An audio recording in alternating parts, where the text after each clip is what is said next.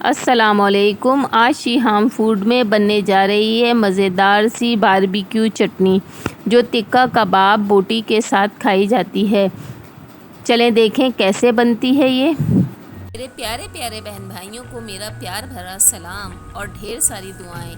आप देख रहे हैं शीहाम फूड्स। हमारे चैनल को सब्सक्राइब करें और वीडियोस को लाइक करें और बेल के आइकन को प्रेस करें ताकि आपको हमारी वीडियोस सबसे पहले देखने को मिले। Thank you. हमने 1 प्याली ली थी इमली और उसको 1 घंटे के लिए भिगो दिया था। उसके बाद हमने उसके चीए बाहर निकाल दिए हैं और ये इमली का पल्प है, आप देख सकते हैं।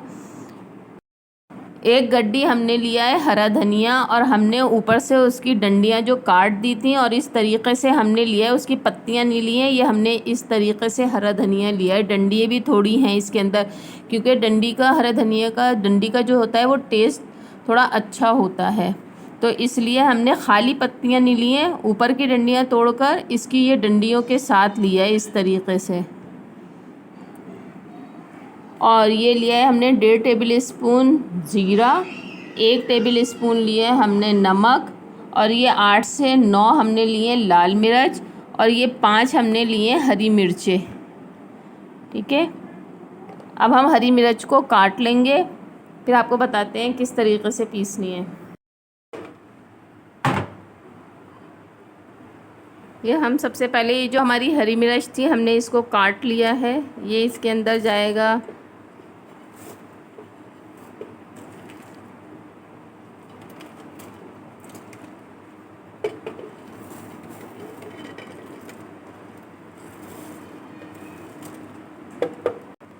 और ये जो इमली है ये भी इसके अंदर चली जाएगी।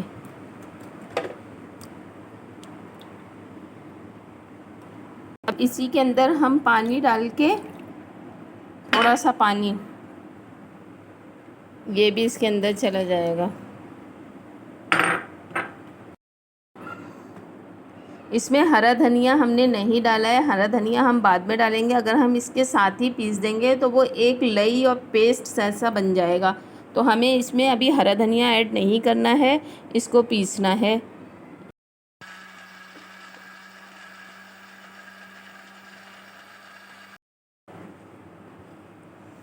अभी आप देख सकते हैं कि इसके अंदर थोड़े दाने अभी हैं, तो इसलिए हम इसको अभी थोड़ा सा और पीसेंगे।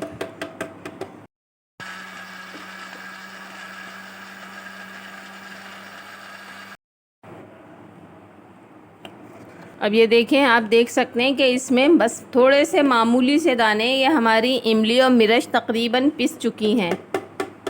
अब हम इस वक्त इसमें हरा धनिया अपना ऐड करेंगे। ये हम अपना हरा धनिया इसके अंदर डाल रहे हैं। ये 1 गड्डी हरा धनिया था हमारा। इस तरीक़े से हमने इसके डंडल को थोड़ा, अब हम इसको अंदर की तरफ दबाएंगे ऐसे, ठीक है, ताकि हमारा हरा धनिया नीचे अच्छे से बैठ जाए।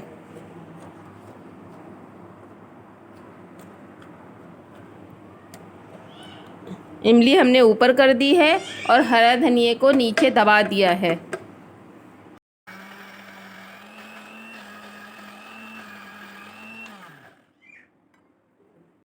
आप देख सकते हैं कि अभी इसमें हरा धनिया हमने पूरा पीसा नहीं है, बस हमने थोड़ा सा पीसना है, बिल्कुल बारीक नहीं करना है, पेस्ट नहीं बनाना है।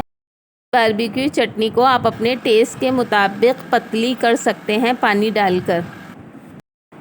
हमारी बारबेक्यू चटनी तैयार है। आप इसे तिक्का, रोल पराठा, बोटियों के साथ खाइएगा। इसके साथ साथ आप इसे दाल चावल, मटर पुलाव और सब्जियों के साथ भी इस्तेमाल कर सकते हैं। इस बारबेक्यू चटनी से आपके खाने का टेस्ट बढ़ जाएगा। आप इसमें लाल मिर्च और हरी मिर्च अपने टेस्ट के मुताबिक कम कर सकते हैं। अब मिलते हैं एक नई रेसिपी के साथ। आप अपना ढेर सारा ख्याल रखिएगा और दुआओं में याद रखिएगा। अल्लाह हाफ़िज़।